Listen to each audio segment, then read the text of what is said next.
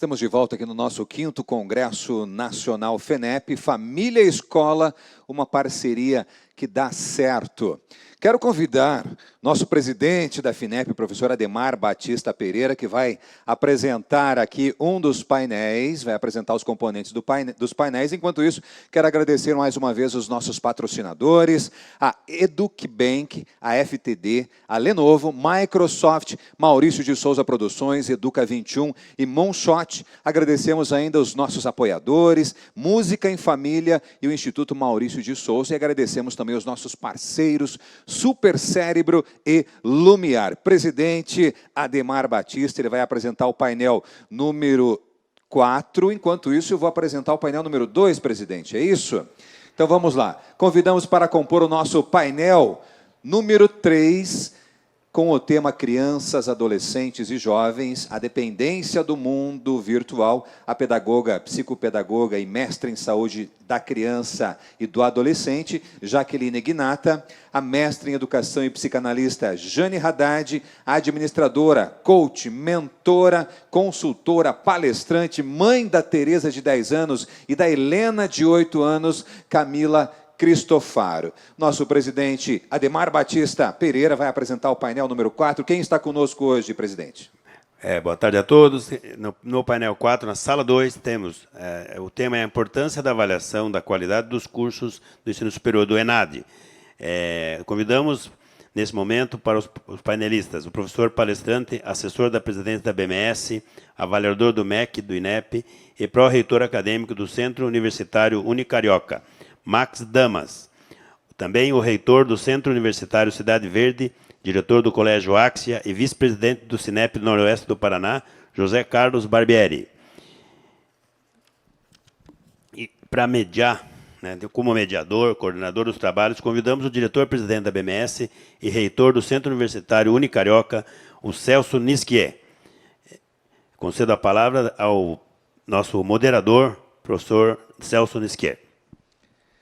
Com a palavra também o nosso mediador, professor Eduardo Gomes. Bom debate a todos. Bom debate.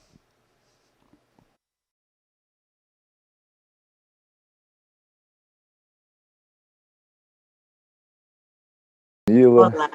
Boa tarde a todas. A gente está aqui, num tema que traz uma reflexão que parece um tema que seria que batia batido, mas que ele é repaginado quando a gente entra no momento de pandemia. Quando a gente fala de dependência de tecnologia, do mundo virtual, isso é algo que já vem acompanhando a gente há muito tempo, né? É legal lembrar que a geração que a gente atende agora, ela nasceu no momento onde grande parte das ferramentas que hoje trazem essa conexão das pessoas já estava sendo lançada ou em lançamento, as plataformas de videogame com uma grande capacidade de interação, máquina fotográfica digital, que fez uma revolução na forma de uso, enfim, tantos tipos de aparelhos que nos levaram a ter a tecnologia à palma da mão e facilitar essa conexão, que trouxe, de certa forma, para essa geração, aquilo que a gente chama de nativos digitais, eles estão imersos nessas plataformas. E a gente começa, acho que esse debate, tentando colocar um pouco, primeiro, de conceito, do que seria dependência. Como é que a gente pensa dependência? Porque esse nome em si não nos soa bem, não parece algo bom, apesar do que o uso dessas ferramentas é algo absolutamente normal e cotidiano. A gente não pensa hoje a rotina do trabalho, da escola, sem as ferramentas tecnológicas digitais.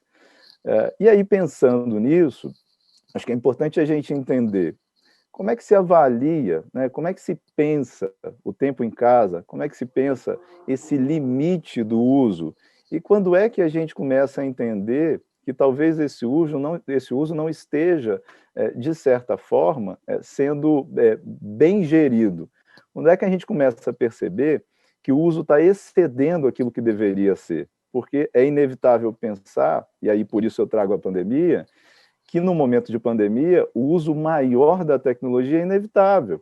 A gente em casa, afastado, para a escola, para o trabalho, seja o que for, a gente, de certa forma, precisava intensificar esses recursos.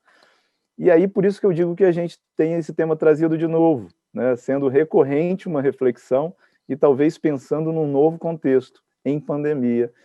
Então, eu começo pela Camila, né, trazendo aqui uma visão das famílias, né, como é que isso soa para você, como é que isso aparece em casa para você, né, já falando que você tem 2 filhas, né, na apresentação, e também percebe a realidade de colegas e outros jovens, né, como é que isso aparece para você no tempo, na qualidade e na capacidade de medir esse tempo, e como que seria a dependência, como é que a dependência começa a aparecer?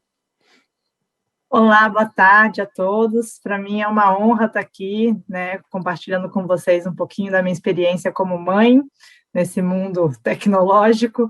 Eu sou mãe de 2 meninas, Tereza de 10 e Helena de 8. E é muito engraçado porque eu resisti um bocado, né, que elas entrassem precocemente, talvez, porque também aí cabe uma análise de o que é precoce, né? Assim, qual é a idade? Porque a gente, bom, pelo menos entre mães, a gente vê várias condutas muito diferentes, né? Pode ganhar celular, não pode. As minhas filhas não têm videogame, né? Acho que aí entra uma diferença também entre meninas e meninos, porque os meninos acabam indo mais para o videogame, as minhas não têm interesse, mas têm interesse pelos aplicativos. Né? Então, eu optei por dar um celular para elas. A Tereza acabou ganhando um pouco mais velha e a Helena, difícil de eu falar Helena, porque a gente chama pelo apelido, às vezes eu até esqueço que o nome dela é Helena, ganhou um celular também, agora com 8 anos, eu dei nesse Natal, mas com muito critério. Assim, eu e meu marido, a gente tem um posicionamento um pouco mais... não gosto de rotular, mas é um posicionamento um pouco mais liberal. A gente prefere que elas tenham acesso, mas com controle nosso, né? A gente não é de proibir, de não poder, de esperar, porque é isso, elas já estão imersas, elas vêm desse lugar. E eu comecei a perceber o contrário, eu percebia que as minhas filhas não sabiam a linguagem do mundo atual, elas estavam fora disso. E aí eu fiquei preocupado com o contrário. Falei, gente, será que as minhas filhas elas não vão saber mexer, não vão ter habilidade de né, mexer no aplicativo e tal, não sabem entrar no YouTube e tal, como todas as crianças que já nascem fazendo isso? Então, a minha preocupação foi até o contrário, a gente tinha esse medo. E aí eu entendi, então a gente deu, né, o celular, e aí, obviamente, veio a pandemia, e aí teve que comprar computador para elas poderem assistir aula online. Tudo começou a ficar muito online. Isso desenvolveu uma série de habilidades para elas. Eu vejo que tem uma diferença entre o computador e o celular. O celular, elas acabam fazendo uso de aplicativos de redes sociais, mas eu tenho acesso à conta das duas, então eu acompanho, eu monitoro, inclusive isso está escrito na descrição da bio delas, para que todo mundo que as acompanhe, porque é um perfil aberto, saiba que a mãe está monitorando, né? Mas eu prefiro isso a não deixar. Então, o TikTok, Instagram, que são os aplicativos do momento, por exemplo, elas adoram. E tem uma filha que, inclusive, é natural dela, é até engraçado. Você falou, meu Deus do céu, de onde que essa menina tirou toda essa habilidade de editar vídeo, de fazer as coisas dela, curiosidade dela. Mas aqui em casa a gente tem uma rotina muito estabelecida, né? Então, minhas filhas têm horário para acordar, horário para dormir. À noite, nem eu, nem elas, nem meu marido, ninguém fica no celular. A gente dorme cedo, nós dormimos 8, meia, 9 horas. A gente tem ritual do sono, a gente usa livro, a gente faz umas outras coisas à noite. Então, a gente começou a estabelecer horários permitidos para o uso da tecnologia, né? Mas para elas não ficarem fora dessa realidade, né? Porque faz parte, elas vão ter que desenvolver essas habilidades. E aí, sim, na minha visão, até porque eu trabalho com saúde, né, integrativa, o excesso é complicado, porque gera uma série de descargas, né, de neurotransmissores, a parte bioquímica do cérebro é afetada, e dopaminas, né? E num mundo em que não temos outros prazeres que estão sendo tolhidos, outras formas, né? Por exemplo, o relacionamento, a pandemia, o contato, o abraço, né, com os amiguinhos, acaba que você vai buscar o prazer em outros lugares, né? E aí isso desenvolve uma série de vícios. Então, pode ser o alimento, pode ser a tecnologia. Então, eu fico muito atenta em relação a isso, mas eu não as proíbo de estar nesse meio, né? Assim que eu tenho feito. Espero que eu tenha respondido a pergunta. Mas eu tenho visto muitas mães que estão com dificuldade, sabe? Sim. Que estão tendo muita dificuldade que acabam trabalhando. Meu trabalho é muito flexível, né? Eu optei por ser mãe e poder acompanhar a primeira infância, especialmente delas. Mas eu vejo outras colegas, outras amigas que são mães e que passam o dia inteiro fora trabalhando e que não têm como fazer esse monitoramento tão de perto, sabe? Vira uma forma, né, Camila, de você ter a possibilidade de gerar o seu tempo de trabalho em casa, enquanto você não consegue dar atenção ao filho. Então, a ferramenta acaba substituindo, né, esse contato. E muitas vezes substituindo o contato, que é um problema, eu gostaria até de ouvir a Jaqueline sobre isso, que é a dificuldade da família, inclusive, de se dispor, de se tornar disponível para esse contato. A gente percebe muitas famílias que, às vezes, não conseguem mesmo. Esse momento tão intenso em casa é uma dificuldade enorme para eles. Eles não sabem brincar, né? Não sabem interagir, depende da idade, é lógico que a gente está falando de questões dependendo muito da idade, mas que às vezes o celular é um refúgio pela incapacidade dele de gerir tanto tempo com o filho, tanto tempo com o colega, né? Como é que é isso, Jaque? Como é que você vê esse tempo e essa dependência? Como é que isso aparece? É verdade, Eduardo. Muitas famílias estão encontrando muita dificuldade, né? Que bom que a Camila tem uma estrutura familiar que consegue fazer o uso das tecnologias com controle, né? Porque hoje o que a gente vê são muitas crianças se tornando, antes dos 4 anos de idade, multitarefas, né? Então, são crianças que recebem uma carga de estímulo tão grande, elas ficam tão expostas a muitos estímulos e muito rapidamente, e elas se tornam multitarefas, e isso causa prejuízos principalmente no momento da aprendizagem da escrita, traz prejuízos também na memória operacional, entre todas essas questões de produção, aumento de produção de dopamina, que vai gerando um vício, porque as crianças, principalmente as mais novas, o córtex pré-frontal delas ainda está amadurecendo. E essa região é responsável por funções muito importantes, por exemplo, funções cognitivas, funções executivas, de controle inibitório.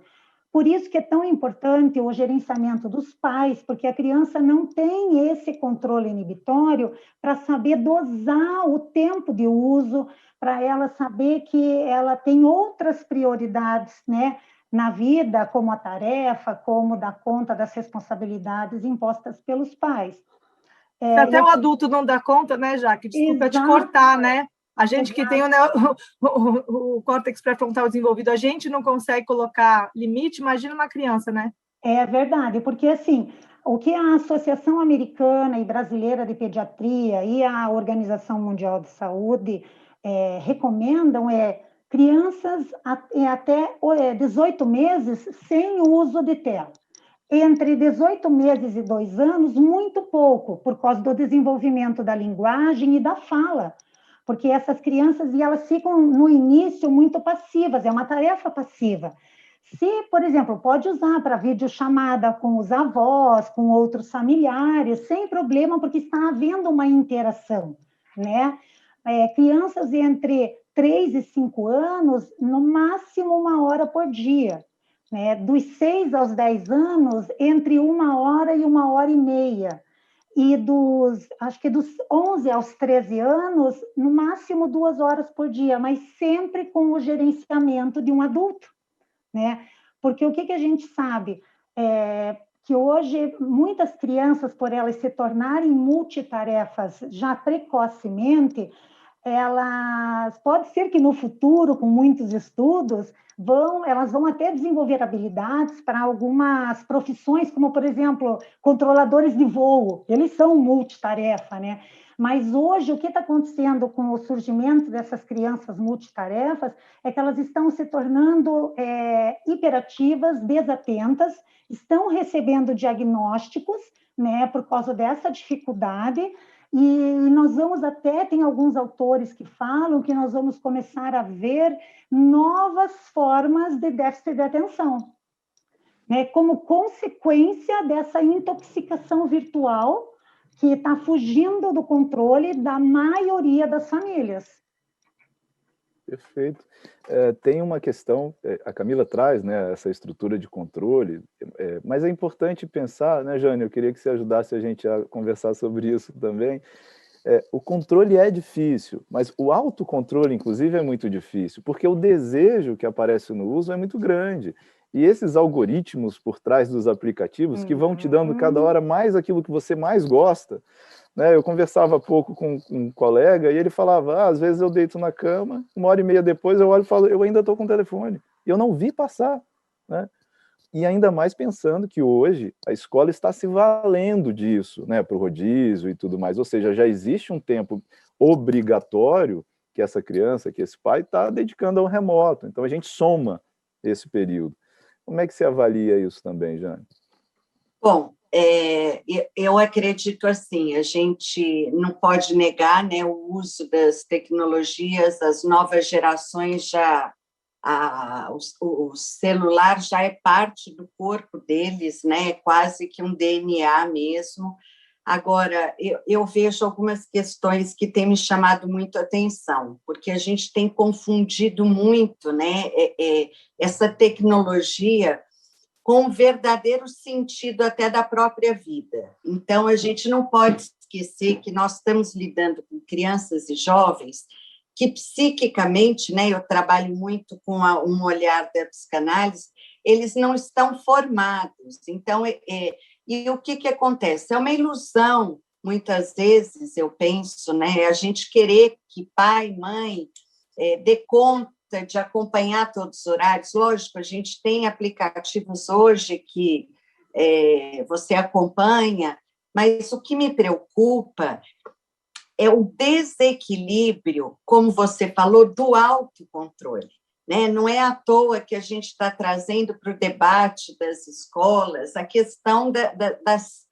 habilidades socioemocionais, porque vamos supor, uma adolescente que tem lá um problema com seu próprio corpo. Então, ela começa a acessar sem filtro, né? Porque uma adolescente, ela está atravessando o túnel da sua existência, quer dizer, ela não sabe dizer o que é dela, o que é do outro, o que é da expectativa. Então, assim, eu tenho acompanhado muitos transtornos de imagem, né? Frente a esses acessos de rede, essa alimentação restritiva que tem aparecido, né? Enfim, são coisas que a gente tem uma balança, tanto para o bem como para o mal. Eu acho que tudo na vida. Quando eu trabalhava em sala de aula, porque eu acredito que o livro também é uma tecnologia, eu ficava muito incomodada com aquelas crianças que desciam para o recreio com o livro embaixo do braço.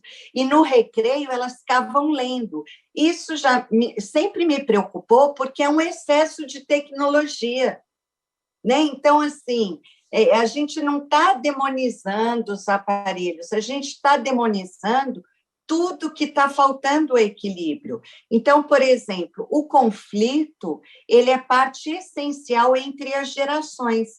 Hoje, o que eu vejo, as crianças, os adolescentes, até jovens e adultos que acessam demais excesso de informação, perde o filtro da reflexão. Então, fica, por exemplo, esses adolescentes debatendo de forma rasa, enfrentando os seus pais, e os seus pais com preguiça de debater. Isso me preocupa. Por quê? Porque nós, adultos, somos os sujeitos mais experimentados. Então, quer dizer, a organização psíquica, a organização de uma rotina, a organização da casa e do tipo, quem manda aqui sou eu, é inegociável, né? A criança precisa disso.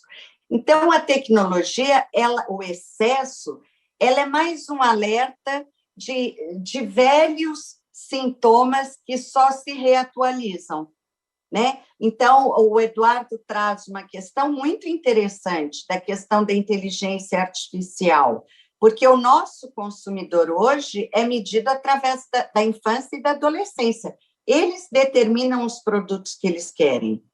E nós, quando queremos comprar um celular, a gente chama o nosso filho para nos ajudar a escolher.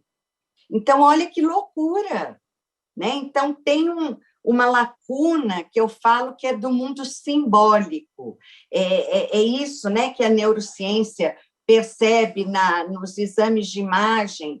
Há uma zona no nosso cérebro, há um buraco psíquico que diz das minhas vulnerabilidades, que diz do meu eu fragilizado, porque a gente se molda muito por modelos de beleza, de inteligência, de empenho, de felicidade. E não, isso é subjetivo, não tem como medir, mas tem como adulto atuar como alguém mais experimentado na vida. Bacana. A conversa está tão boa que as questões vão se emendando, né? Uma das coisas que eu, pesquisando um pouco a respeito da temática, encontrei, por coincidência, uma pesquisa da própria Universidade do Espírito Santo, de um núcleo, né, que trabalha dentro dessa área, traz que 1 em cada 4 adolescentes tem, de certa forma, ou está inserido nesse grupo de dependência digital e dependência de internet. Eles falam sobre uma pesquisa, sobre um formulário, né, de pesquisa internacional que enquadra essa dependência, né? E o interessante é o porquê disso, né? A gente fala aqui, né, a Jane reforça a questão da inteligência artificial que entrega aquilo que eu quero, mas é legal pensar por trás também. Eu achei muito curioso quando eles falam, aí, Camila, um pouco mais velho do que seus filhos, suas filhas, né, as minhas também, por sinal tenho 2 meninas também, mas esses pesquisadores falam muito da necessidade desse jovem de autoafirmação, de reconhecimento, e que às vezes a rede social ela é um canal muito rápido para isso, né? Às vezes mais rápido do que propriamente o convívio presencial, a realidade, o mundo real. E aí um ponto interessantíssimo que eles citam é, por exemplo, o Instagram ter tirado o número de curtidas, que era quase um vício, né? Alguém postava alguma coisa, deixa eu ver quantos tem agora, e agora, quantos tem? Essa é uma questão assustadora, quando você percebe que a retirada de um detalhe, né, causa para a gente uma reflexão sobre o que aquilo significava. E aí, Camila, de novo, eu trago aqui, né, esse ponto, você falou das meninas que têm essa linguagem, né, incorporada, sabem editar. Você percebe já nelas, ou você começa a enxergar que isso é mais dos mais velhos, né, essa necessidade de reconhecimento? Como é que isso aparece para você lá? Não, percebo que desde o momento em que eles começam a usar, porque é isso mesmo, né? Isso é feito para dar uma descarga de dopamina e que você quer cada vez mais por isso, né? Então, eu tenho uma que gosta mais de Instagram, por exemplo, do que a outra, e que posta todo dia, né? Mas ela faz num horário determinado, acho que está dentro desse 1 hora, 1 hora e meia que a Jaqueline falou para a idade delas. Mas eu percebi assim, não, mamãe, olha quantas curtidas que eu tive nesse vídeo. Ela teve um vídeo que teve mais de 100 mil visualizações num vídeo, sabe? É isso que você está falando, da proporção da coisa, né? Ela tinha 200 seguidores no começo do ano, ela está com 800 seguidores e teve um vídeo com 100 mil visualizações. Então, assim, isso acontece, sim, já na idade delas. Eu trabalho muito com o Instagram, né? Então, tem a questão da modelagem que a Jane estava falando, e eu acho que isso é muito forte, acho que, né, o exemplo arrasta. Então, eu não adianta eu falar para elas, não vão mexer no celular à noite se elas me virem toda hora mexendo no celular, né? Então, aqui em casa, a gente criou um mecanismo de autorregulação da família, assim, e vá por vezes, a TT, a minha filha mais velha, já me pegou, mamãe, você está andando mexendo no celular, a gente já combinou que isso não pode, né? Então, a gente vai sendo alerta um para a outra, mas já tem esse anseio, essa vontade, esse reconhecimento, mas, por outro lado, também eu queria chamar a atenção que a gente nunca pode esquecer que a rede social, ela, por mais que tenha os algoritmos e que nos levem para caminhos, mas a escolha é nossa, de quem seguir, de quem visualizar, de quem não visualizar, o conteúdo, né? A escolha do conteúdo. Então, assim, é claro que ele vai, se eu escolho assistir coisa de nutrição, que é uma das minhas áreas, ele vai me trazer mais coisas de nutrição, né? Então, mas essa escolha inicial é minha, né? Do conteúdo, né? E tem coisas boas, sabe? Essa coisa, por exemplo, da imagem que a Jane traz, que é uma preocupação que eu tenho muito grande, né, com a autoestima. Eu falo de amor próprio, né, meu trabalho envolve falar de amor próprio. Tem conteúdos, por exemplo, de pessoas que falam da vulnerabilidade. Eu tenho uma filha com estrabismo, e ela começou a sofrer bullying um pouco na escola, né, e aí só resolve com cirurgia, por exemplo. E aí eu coloquei a questão para ela: você quer fazer a cirurgia? Você está se sentindo, né, mal a ponto de querer fazer? É uma decisão sua, com respaldo nosso, mas a decisão também envolve a sua decisão, né? E ela falou: não, mamãe. E aí a gente foi vendo conteúdos de uma moça, já adulta, mas que sofreu quando era criança com estrabismo, e ela começou a falar sobre isso nas redes sociais de uma forma super bacana. Então, sim, também tem um conteúdo interessante que também reforça, né, coisas boas, porque eu falo assim, o lado bom, diferente de uma televisão aberta, que era da nossa geração, né, que a gente assistia televisão e tal, a gente não podia escolher, a gente tinha que ver lá a propaganda, eles hoje escolhem, né? Então eu acho que eu, pelo menos, penso assim, como mãe, pai, eu fico bem atenta a isso, oriento que tipo de conteúdo, tem coisas muito bacanas, né, para essa descoberta acontecer, porque talvez elas não tivessem acesso a um conteúdo tão interessante se não fosse através da internet também, né? Então, eu gosto sempre dessa perspectiva positiva, mas tem que ficar atento a isso sim, e quando começa a perceber que está indo para esse lugar de, olha quantas curtidas, mamãe, vê aí quantos seguidores, eu já, opa, tira a notificação, primeira coisa, tira a notificação, isso é importantíssimo, não deixar aquelas bolinhas pipocando, né, no aplicativo. E aí eu já recolho, converso, mas assim, toda hora tem que ficar atento a isso sim, sabe? Sim. E nessa mesma pesquisa, Jaque, tem um indicativo de que esse 1 em cada 4, né, quando identificado como dependente de internet ou do meio, tem uma forte tendência a grande crise de ansiedade e depressão, né? Tem uma ligação muito forte com isso, que é um lado extremamente preocupante quando a gente fala, inclusive, de crianças de 6, 7, 8, né? A gente hoje olha para o ambiente escolar e percebe que isso tem acometido cada vez crianças mais novas. Não é uma realidade dos adultos, agora é de todos, né? Como é que isso parece para você? Como é que essa questão realmente da ligação entre a doença e a dependência, como é que isso apresenta para você? Como a Camila e a Jane falaram, existe o lado bom e o lado perigoso da internet, né? E existem essas recompensas que quem está ali, por exemplo, como a Camila falou, a filha dela postou um vídeo e ela recebeu, a recompensa dela foram 100 mil visualizações. Tem famílias que sabem gerenciar isso, como a Camila colocou, e tem famílias que ficam assim, de repente vem naquele filho, naquela habilidade, uma forma de ganhar dinheiro. E começam a colocar aquilo como prioridade e colocam uma expectativa absurda em cima da criança, que ainda não tem condição, não tem esse controle inibitório, não tem condição de entender a consequência dessas escolhas, né? Eu sempre digo assim, às vezes, recentemente chegou um casal e, né, para eu avaliar a criança, veio encaminhada. A criança tinha 6 anos e a mãe falou assim para mim: ela é viciada na internet. Aí eu falei para ela assim: mas como ela é viciada? Não são vocês que colocam o limite no uso da internet? Mas aí a pergunta, eu vi que eles ficaram meio assim, mas é aquela situação: o pai precisa trabalhar, a mãe precisa trabalhar, e quem cuida da criança é o celular, é o tablet, entende? E como que a gente começa a ver que isso está se tornando realmente uma patologia, né?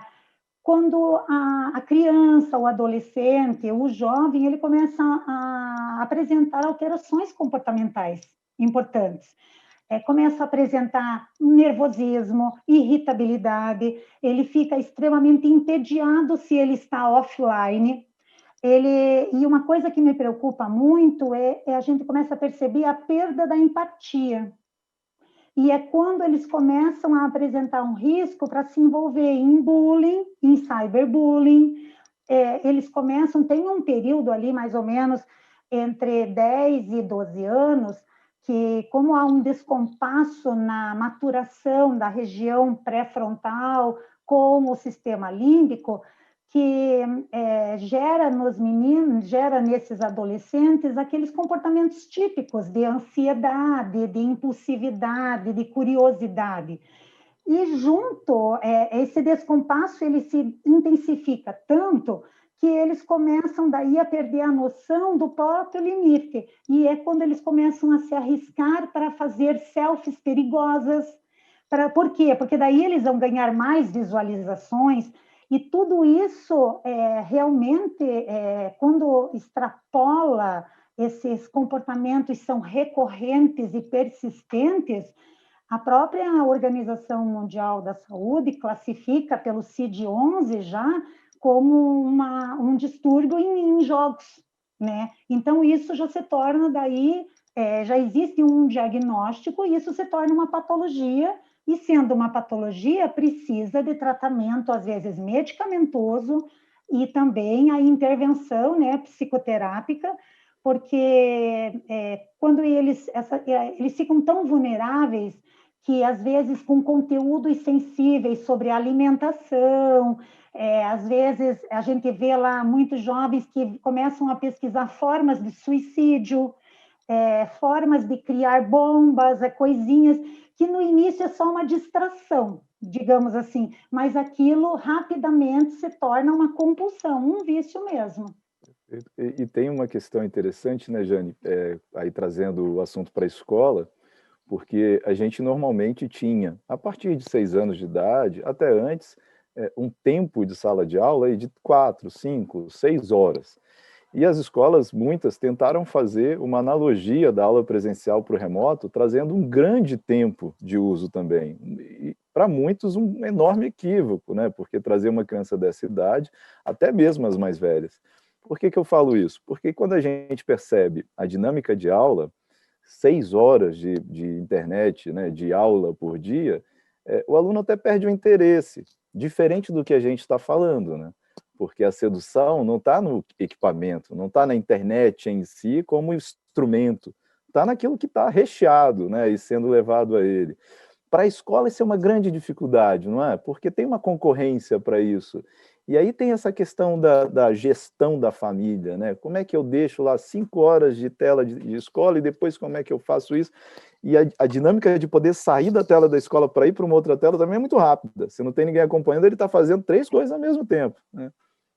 E é interessante, Eduardo, isso que você traz, principalmente quando você fala da palavra sedução. Porque eu fico pensando assim, por mais que a gente tenha controle, por mais que a gente acompanhe, há algo que eu me pergunto muito, que é assim, o que eu tenho para falar para as novas gerações que eles queiram me escutar? Então, eu vejo muito a questão da família aí, sabe? Porque não é simplesmente, então eu vou proibir ou eu vou pôr.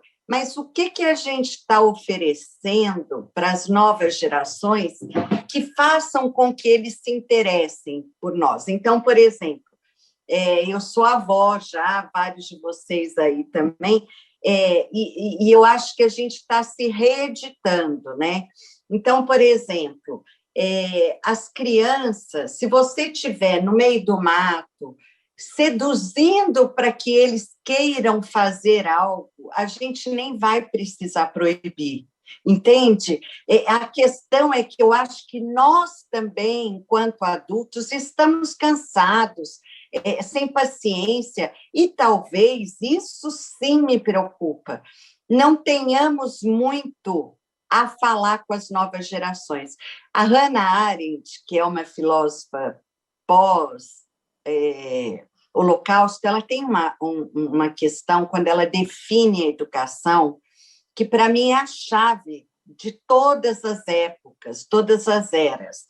A educação é o momento em que eu, enquanto adulto, decido se eu quero ou não me responsabilizar pelas novas gerações. Então, essa é a questão, porque quando uma criança está ali no seu computador assistindo aula remota, e quando você vira para o lado, ela muda e faz, eu me pergunto qual que é o sentido daquela aula. É isso, eu acho que a gente tem que começar a se perguntar isso. né? Por que que as crianças e jovens, na sua grande maioria, não querem nos escutar? Né? Será que a gente está tão assim sem graça? Porque aí eu me preocupo muito, porque são as polaridades que a gente está vendo no mundo, a gente está vendo na família. Né? Eu tenho atendido muitas crianças que eu brinco das separações pandêmicas, em que o pai chega com o adolescente e fala: me explica quem é esse ser que mora na minha casa. Né? Então, quer dizer, a pandemia ela só trouxe para fora o que já estava dentro. Não é porque, a meu ver, tá? Não é porque ele está exposto o dia inteiro e antes não estava, porque antes ele estava, só que a gente não via. Né? Então, assim, nós temos um caso aqui em Belo Horizonte que ganhou todas as mídias no início da pandemia, menino de 11 anos, que vivia no computador. Na pandemia, seus pais ficaram dentro de casa, começaram a proibir, até o dia que tiraram. Ele subiu na janela e pulou. Aí vem a pergunta que eu fiz na época, que ninguém quer escutar. Esse menino não queria morrer, ele queria punir aquele pai e aquela mãe que falaram não. Sabe? Então, assim, a frustração, ela é parte da vida, mas nós, enquanto adultos, também temos que nos perguntar onde que a gente não seduz mais as crianças. Porque crianças, quando olham para o professor, para o pai, para o avô, para a avó, eles têm que ainda acreditar que a gente tem alguma coisa para falar para eles. E eu não sei se eles acreditam. Muito bom, Jane. A gente está chegando ao final, passou muito rápido, viu, gente? Nossa, muito. É difícil ter pouco tempo para falar de coisas tão importantes, né? Mas minha obrigação é agora fazer um encerramento com vocês de uma consideração, né? Não vou falar aqui nunca de dica, de nada disso, mas de uma consideração de vocês, ou de um fechamento dessas reflexões, para as pessoas que estão nos vendo, nos assistindo, sobre o desafio que é o momento que a gente vive. Porque tecnologia, dispositivo digital, uso da internet, são inevitáveis. A gente vai ter que continuar usando muito isso, né? Mas tudo que a gente colocou, que aí traz essa última colocação sua, né, dessa exposição, dessa potencialização de uma lupa que se coloca em cima dos comportamentos, das reações. A pandemia tornou isso de forma muito evidente para todos. Como é que vocês veem, né, uma saída ou alguma alternativa da gente pensar as famílias e os profissionais nesse momento que a gente vive com a escola e com a reclusão das pessoas mais em casa, para o controle e para a tentativa de minimizar esse risco da dependência? Aí eu passo para todas vocês essa consideração. Eu vou começar. Primeira coisa, eu acho que é fundamental duas coisas. Escutar, né? E escutar é literalmente se disponibilizar a escutar sem usar juízo de valor ou sem falar, na minha época era assim, porque é um outro momento. Então, se disponibilizar, acolher o que eles acham, mas trazer para o debate. E vou fechar minha fala com uma frase também da Hannah Arendt, que eu quero deixar para esse momento, para que a gente pense. Toda dor pode ser suportada se sobre ela puder ser contada uma história. Qual é a história que nós vamos contar? É só isso.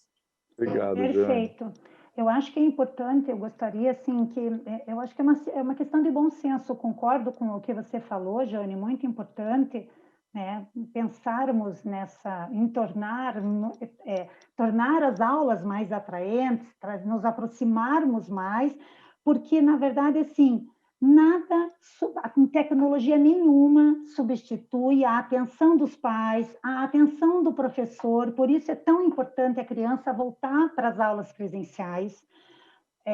Nada substitui o diálogo, a comunicação social, a interação social, um olhar compartilhado, a troca, né, do contato físico com os pais. A melhor tecnologia do mundo não substitui isso.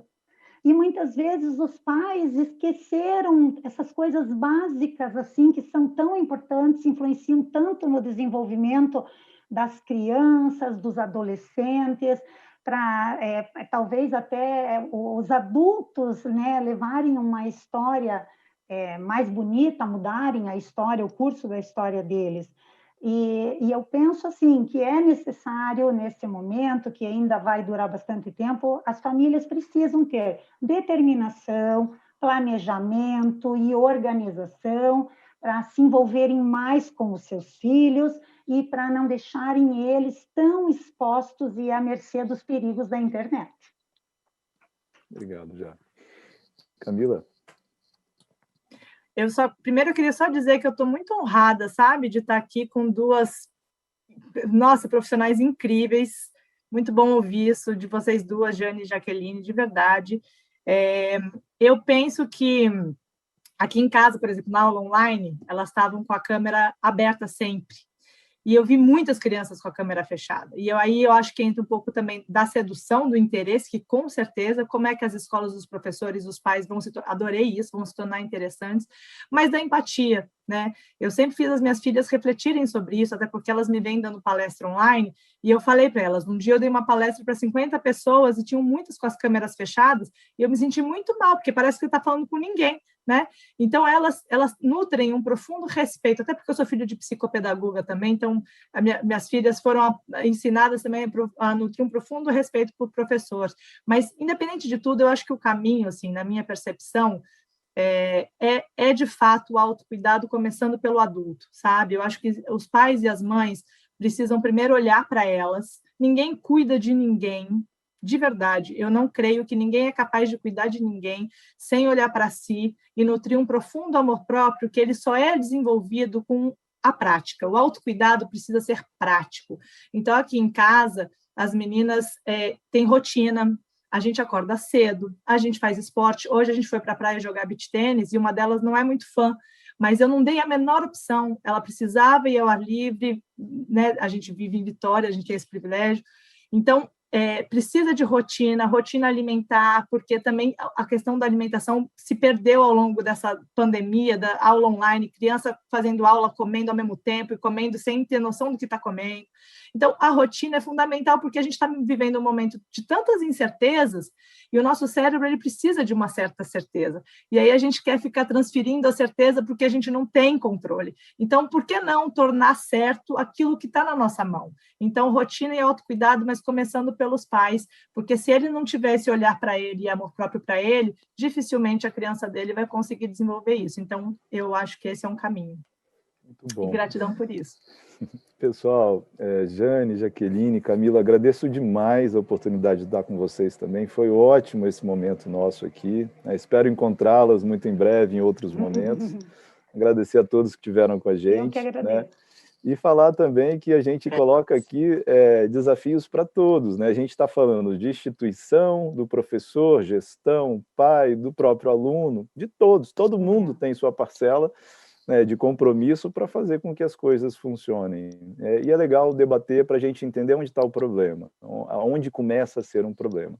Então, eu encerro aqui a conversa com vocês, agradeço novamente, boa tarde, bom final de semana para todas, e passo de volta a palavra para o nosso mestre de cerimônia.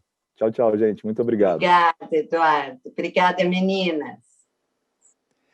Encerramos, então, o nosso terceiro painel. Muito obrigado a todos que participaram aqui na Sala 1 conosco. Agradecemos também a participação da senhora Jaqueline Gnata, que é pedagoga, psicopedagoga e mestra em saúde da criança e do adolescente. Da senhora Jane Haddad, que é mestra em educação e psicanalista. Camila Cristofaro, que é administradora, coach, mentora, consultora, palestrante, mãe da Tereza de 10 anos e da Helena de 8 anos, e do professor Eduardo Gomes, vice-presidente do Cinep Espírito Santo e mantenedor da Escola Monteiro de Vitória. Muito obrigado a todos pela participação. Vamos assistir agora o recado dos nossos patrocinadores, mas continuem conosco, porque logo mais estaremos de volta com a palestra As Histórias em Quadrinhos e o Incentivo ao Hábito da Leitura, com o criador da Turma da Mônica, Maurício de Souza. Não sai daí.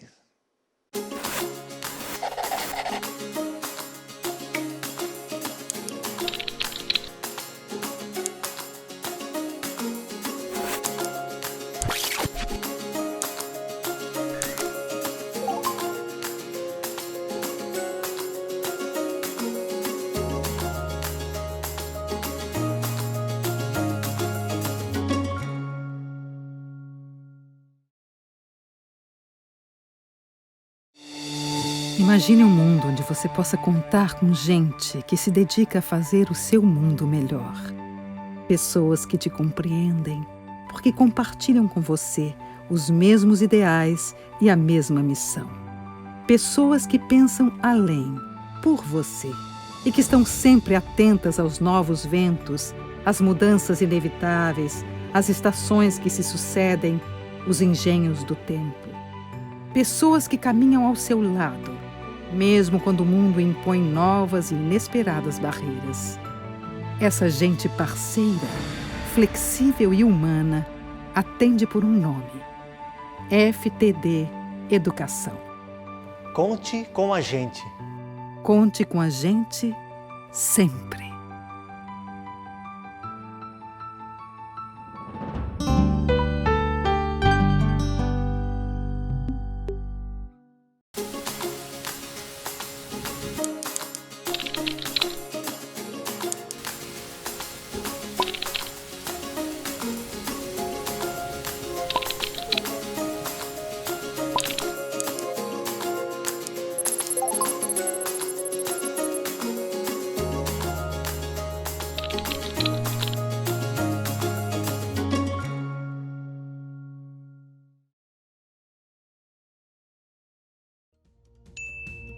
O que podemos fazer pelo mundo agora?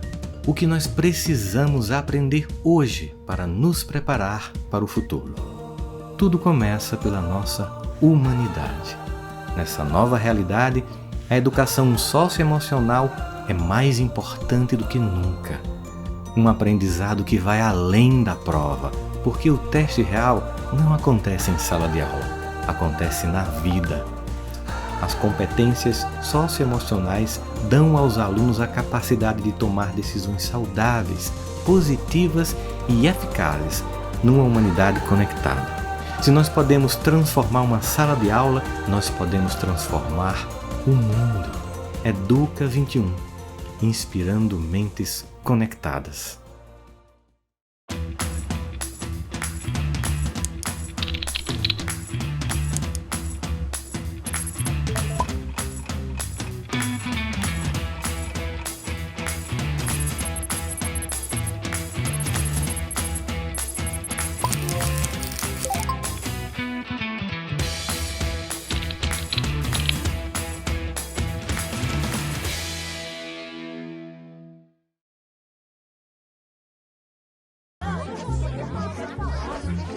Meninas e meninos, preparem sua imaginação. Vamos contar uma linda história a vocês. Na verdade, é uma aventura muito legal e todos vamos poder participar.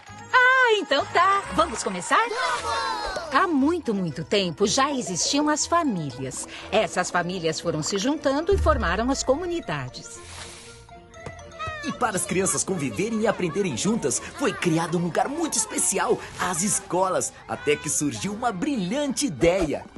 Cebolinha, Cebolinha, eu tenho um plano incrível! Peraí, quem tem planos incríveis aqui sou eu! Shhh, me escuta, Cebolinha! E se a gente encontrasse um jeito de deixar todo mundo mais próximo, a família, a comunidade e a escola? Ideia maravilhosa! É exatamente isso que eu ia dizer. Mas como faremos isso? E foi assim que eles descobriram o programa Um por Todos e Todos por Um, pela ética e cidadania. Que legal! Mas que seriam essa ética e cidadania? É exatamente isso que nós vamos aprender. Assim como muitos outros assuntos como democracia, participação, transparência e muito mais. A ideia ficou tão grande, que foi preciso criar um montão de materiais, inclusive digitais, um mais legal que o outro. Mônica! Oi! Olha só o que prepararam pra gente! Caderno de estudante, revistas, jogos, passatempos, histórias em quadrinhos, vídeos, manual do professor. Olha, e tem tudo na versão digital também! Para computador, tablet e celular. E sabe onde estão todos esses materiais? Onde? Eles estão no site Educação Cidadã da CGU, na plataforma AvaMec e disponíveis também para impressão. Que demais! Imagine o quanto vamos aprender juntos. Professor! Ah, é? O professor vai fazer um curso à distância para conhecer o material e entender como aplicá-lo aos estudantes. Então é isso, turminha. Prepare-se, vem muita coisa legal por aí. Calma, ainda não acabou. Olha quem fez questão de dar as boas-vindas a todos vocês. Nosso querido Maurício de Souza. Olá, eu sou Maurício de Souza, o pai da Turma da Mônica. Sejam bem-vindos ao programa Um por Todos e Todos por Um pela Ética e Cidadania. Eu convido todos vocês a iniciarem uma jornada de conhecimento pelo caminho da ética e cidadania. E para ser um bom cidadão, é preciso ser ético. Isso tem a ver com as suas atitudes e como você se relaciona consigo, com as pessoas, com o patrimônio público e com o meio ambiente. Cidadania significa educação, honestidade, respeito ao próximo e às leis e interesse pelo bem da comunidade. Juntos, podemos construir um mundo melhor para todos. Então, vamos lá? Um por todos e todos por um. Um por todos e todos por um!